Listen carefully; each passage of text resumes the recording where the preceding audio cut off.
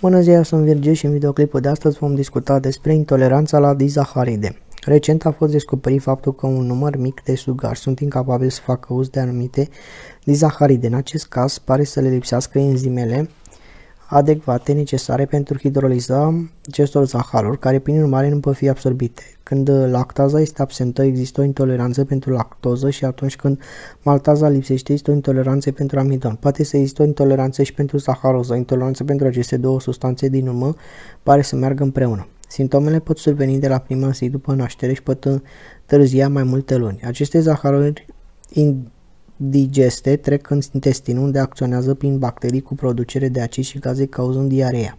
Copiii mici nu câștigă în greutate și starea lor se degradează. Când hidrații de carbon inutilizabili sunt înlocuiți din alimentație, urmează o imediată îmbunătățire și câștigă în greutate. Tratamentul constă din eliminarea zaharilor dăunătoare și asigurarea unei înlocuiri adecvate.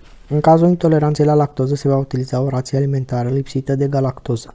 În cazul intoleranței la amidon este important ca dextrimaltoza să nu fie folosită ca sursă de glucide în laptele substituit. Amestecuri bazate pe carne sau oricare înlocuitor pentru lapte poate fi folosit având grijă să lipsească hidratul de carbon dăunător. Deficiența de enzime poate fi numai temporară și pe câteva săptămâni de alimentație specială este posibil să revină la normal. În continuare se prezintă o rețetă din care lipsesc dizaharidele, 85 de grame orez, 42 de grame glucoză, 1 ou, sare și bicarbonat de sodiu. Componente sunt călzite în 0,420 litri apă timp de 30 de minute, pe care se adaugă vitamina C. Vă salut și vă doresc o zi cât mai plăcută!